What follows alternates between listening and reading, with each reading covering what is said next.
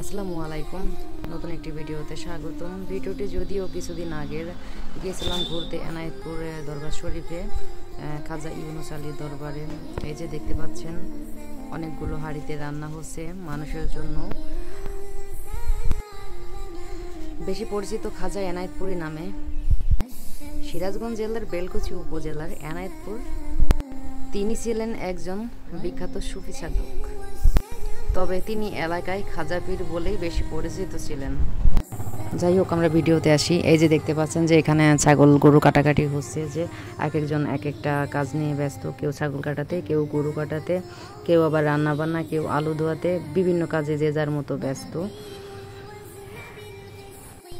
যেই দরবার থেকেই বড় সড়ো কাফেলাগুলো আসুক না কেন বা নিয়ে আসুক না কেন, কখনো জবাই করবে না বড়গুলো, সবসময় ছোটোগুলো জবাই করে। আর এই যে দেখতে পাচ্ছেন যে মানুষ কীভাবে শুয়ে আছে। আপনি ভাই যত বড়ই হন না কেন, এখানে গেলে আপনার ওইভাবেই শুয়ে থাকা লাগবে, বা আপনি ঘুমান বা বসে থাকেন বা আপনি হাঁটাহাঁটি করেন, ঠিক এভাবে আপনারও চলা লাগবে।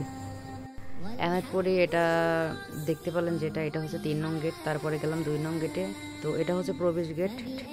সবচাইতে ভালো লাগার বিষয়টা হচ্ছে যে এই এনায়েতপুর দরবার শরীফের সাজানোটা আমার কাছে খুবই ভালো লাগছে। ধন্যবাদ সবাইকে ভিডিওটি দেখার জন্য। ভালো থাকুন, সুস্থ থাকুন। আসসালামু আলাইকুম।